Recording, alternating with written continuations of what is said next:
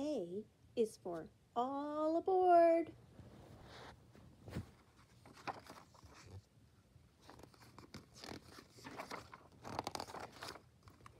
A is for all aboard. The conductor says all aboard to let passengers know that it is time to get on the train. B is for bridge. A bridge is a structure that allows the train to cross over an obstacle like a road, valley, or body of water. C is for caboose. A caboose was a rail car used by the crew of the train, sometimes for sleeping. The caboose was usually the last car on the train. D is for double-decker. A double-decker is a train with 2 levels for passengers, up and down. E is for engineer. The engineer is the person who operates the train. F is for freight. Freight is another word for cargo or goods carried by the train. There's cargo, boxes in this one. G is for graffiti. Graffiti is the name for words, symbols, or lettering that people paint on the train without getting permission from the railroad company. H is for head end. The front of the train is called the head end. I is for idler car. An idler car carries no load and creates an open space between cars transporting freight of unusual length, such as pipe or poles. J is for Jimmy. Jimmy is a nickname for a coal car. Here's a coal car. And there's the idler car. K is for kettle. A steam engine is sometimes called a kettle because the cloud of steam that billows from it.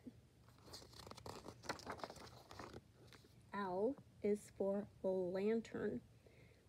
Railroad workers used lanterns to signal instructions to one another.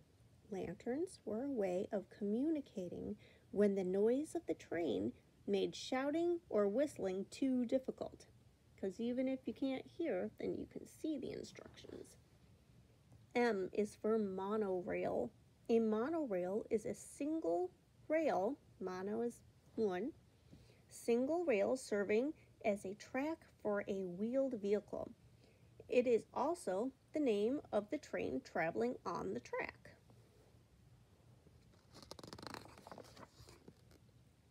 N is for number plate. A number plate is attached to the locomotive and helps people identify the train. So it's like the train's name. O is for Orient Express. The Orient Express is the name of a long-distance passenger train. The route has changed many times. Paris and Istanbul were its original endpoints. Here's Paris. Paris is in France. And it goes all the way over here to Istanbul, which is in Turkey. Oops. P is for platform. The platform is a clearly marked area at the station where the train stops and where passengers either board the train or disembark. Means they get on or they get off. Q, the letter Q is for the word queue. A queue is a line of people waiting to get on the train.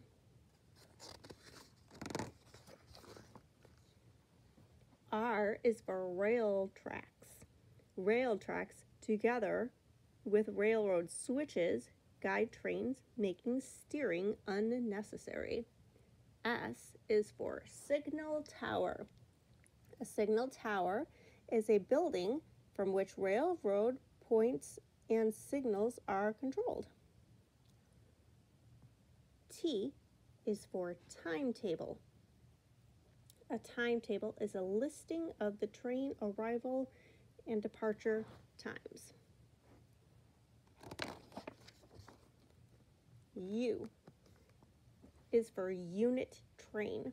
A unit train's cars all start from the same place and end at the same destination. V is for varnish. Varnish is a slang term used to refer to a passenger car or train.